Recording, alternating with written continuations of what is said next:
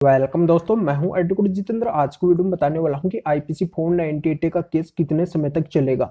अगर आपके ऊपर आईपीसी 498 का केस हुआ है तो उसमें कितना समय आपका लगेगा, कितना टाइम उस केस के अंदर आपका लगने वाला है।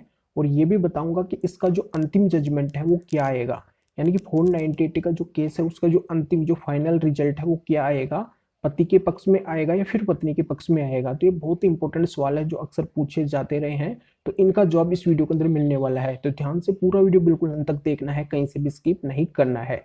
उससे पहले बता दूं, चैनल को सब्सक्राइब नहीं किए हैं तो सब्सक्राइब भी कीजिए, बेल आइकन दबाकर वीडियो को लाइक करके शेयर जरूर कर दीजिए। तो चलिए शुरू करते हैं कि आईपीसी 498 का केस सामान्य तरह से दो तरीके से फाइल किया जाता है। इसमें पहला तरीका तो ये होता है कि आपकी पत्नी अगर आपके अगेंस्ट आईपीसी 498 का केस दर्ज करवाना चाहेगी तो वो जाएगी फर्स्टली महिला सेल, महिला थाना, वुमेन सेल, यानी कि महिलाओं की हेल्प के लिए जो भी सेंटर बने हुए होते हैं वहां पे जाके वो आपके अगेंस्ट कंप्लेंट दर्ज करवाएगी। अब कंप्लेंट के आधार पे क्या होगा, हस्बैंड के पास में यानी कि आपके पास में वो इन्फॉर्मेशन जाएगी कि आपके नाम से कंप्लेंट दर्ज हुई है। अब उस कंप्लेंट के बेस पे आपको वहाँ पे जाना होगा और वहाँ पे होगी काउंसलिंग, यानी कि वो काउंसलर वहाँ पे होते हैं, दोनों के बीच में काउंसलिंग करवाते हैं, समझौता करवाने की कोशिश करते हैं कि इनका रिश्ता बन जाए तो ठीक है। तो वहाँ पे 3 4 5 जितनी भी काउंसलिंग वो करवाना चाहे वहाँ पे करवा सकते हैं। अगर उस काउंसलिंग के अंदर बात नहीं बनती है तो आपकी पत्नी के पास में राइट होता है कि वो पुलिस स्टेशन से आपके खिलाफ एफआईआर करवा सकती है। अब जैसे आपके ऊपर एफआईआर हो जाएगी तो 7 साल से कम सजा के जो मामले होते हैं, जो धाराएं आपके ऊपर लगती है, उनके अंदर तो क्या होता है 41 का नोटिस आपके पास में आता है और उसके आधार से क्या है, इन्वेस्टिगेशन चालू होता है। अब यहाँ पे अगर 7 साल से ज्यादा सजा के आपके ऊपर सेक्शन लगे हैं तो भी क्या है कि वो प्रक्रिया होती है इन्वेस्टिगेशन की, एफआईआर के बाद में। अब इन्वेस्टिगेशन के अंदर पुलिस क्या करती है, ग्राउंड रिपोर्ट यानी चार्जशीट तैयार करती है और चार्जशीट तैयार करके कोर्ट में पेश कर देती है। फिर आपका जो मामला है कोर्ट के अंदर, ट्रायल के अंदर चलता है, यानी ट्रायल कोर्ट में आपका पूरा मामला चलता है और उसका जो फाइनल जजमेंट है जो उसी कोर्ट से आता है। तो यहाँ पे ये जानकारी आपकी समझ में आ गई होगी। अब यहाँ पे दूसरा तरीका ये होता है कि आपकी वाइफ डायरेक्ट कोर्ट से भी आईपीसी 498 की कंप्लेंट केस फाइल करवा सकती है। तो कोर्ट के मुताबिक फिर वो प्रक्रिया चलती है और उसका फाइनल जजमेंट है जो उसी कोर्ट से आता है। तो ये जानकारी यहाँ पे समझ में आ गई होगी। अब यहाँ पे मैं ये बताना चाहता हूँ कि आईपीसी 498 के केस में आपका कितना समय लग सकता है। तो दोस्तों, अगर आपके ऊपर आईपीसी 498 की एफआईआर हुई है, कंप्लेंट हुई है और उसके बेस पे अगर आप डायरेक्ट हाई कोर्ट जाते हैं 482 सीआरपीसी में क्यूएसिंग के लिए, और वहां पे अगर आपके मजबूत ग्राउंड होते हैं जिससे आप पूर्णतया से साबित कर देते हैं कि आपके ऊपर जो कंप्लेंट है, एफआईआर हुई है, ये पूरी तरह से झूठी हुई है, कोर्ट के अगर अच्छे से समझ में आ जाता है, कोर्ट आपकी बातों से, आपके जो ग्राउंड है उनसे अगर पूरी तरह से कन्विंस हो जाती है, तो आपके ऊपर जो ये आईपीसी 498 का केस हुआ है वो 1 साल के अंदर खत्म हो सकता है। एक बात और बता देता हूं कि आप चार्जशीट के बेस पे भी डायरेक्ट हाई कोर्ट जा सकते हैं 482 सीआरपीसी में क्यूएसिंग के लिए। अब यहाँ पे मैं पूर्ण तरह से क्लियर कर देता हूँ कि आप जो एफआईआर, कंप्लेंट, चार्जशीट के बेस पे डायरेक्ट हाई कोर्ट जाते हैं केस को जल्दी खत्म करवाने के लिए, क्यूएसिंग के लिए, तो ये जरूरी नहीं है कि क्यूएसिंग हो ही जाए, आपके पक्ष में रिजल्ट आ ही जाए। ऐसे बहुत कम मामले होते हैं जो पति के पक्ष में आते हैं, पूर्णतया से एफआईआर, कंप्लेंट या चार्जशीट खारिज हो पाती है।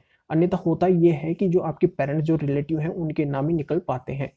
दूसरा यहाँ पे मैं क्लियर कर देता हूँ कि अगर आप क्यूएसिंग के लिए नहीं जाते हैं, आप ट्रायल को फेस करते हैं, तो वहाँ पे फिर आपको ये करना होगा कि आपको खुद को एक्टिव होना होगा, आपके वकील साहब को एक्टिव होना होगा, प्रॉपर तरीके से पूरी प्रक्रिया को फॉलो करना होगा, सामने वाली पार्टी के ऊपर दबाव डाल के रखना होगा, यानी कि बिना वजह उनको डेट नहीं लेने देना होगा या फिर कोर्ट के ऊपर प्रेशर डालना होगा। इस तरीके से अगर आप पूरी प्रक्रिया को फॉलो करते हैं, एक सिस्टम बना के रखते हैं, तो आपका केस 2 से ढाई साल के अंदर भी खत्म हो सकता है आईपीसी 498 का।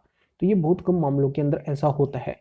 अन्यथा यहाँ पे आपकी पत्नी आपके ऊपर केस डाल देती है 498 का, वो भी टाइम के ऊपर नहीं आती है, आप भी नहीं जाते हैं और प्रक्रिया को क्या है कि आप ढीला छोड़ देते हैं, तो उसमें क्या है कि कितना भी टाइम लग सकता है, 3 साल, 5 साल, 10 साल, 15 साल तक भी आपका मामला जा सकता है। यानी कि इसका कोई टाइम पीरियड फिक्स नहीं होता है। यहाँ पे अगर आप खुद एक्टिव हैं, आपके वकील एक्टिव हैं और मैं वो प्रक्रिया आपको बता चुका हूँ, उस प्रक्रिया से 2 से ढाई साल के अंदर खत्म हो सकता है। अन्यथा इसका कितना भी टाइम इस केस के अंदर लग सकता है, आपका कितना भी टाइम इस केस के अंदर लग सकता है।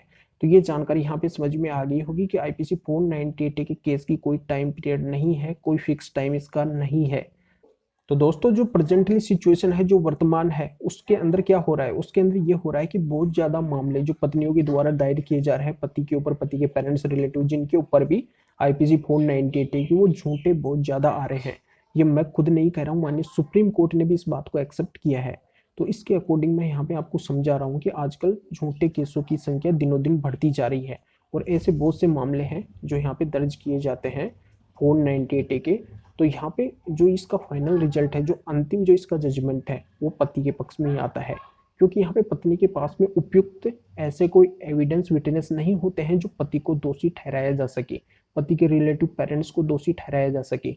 तो जो इसका अंतिम जजमेंट है वो ज्यादातर मामलों में क्या आता है, पति के पक्ष में ही आता है, पति के रिलेटिव पेरेंट्स इनके पक्ष में ही आता है। तो 90% मामलों में आजकल ऐसा हो रहा है।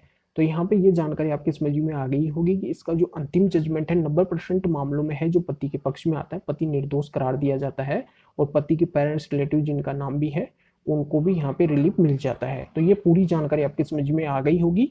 वीडियो को लाइक करके ज़्यादा से ज़्यादा शेयर कर दीजिए उन लोगों को भी जानकारी का पता चल सके। तो फिर आगे मिलेंगे आपसे नए वीडियो नए टॉपिक के साथ में। आप सभी का बहुत बहुत धन्यवाद।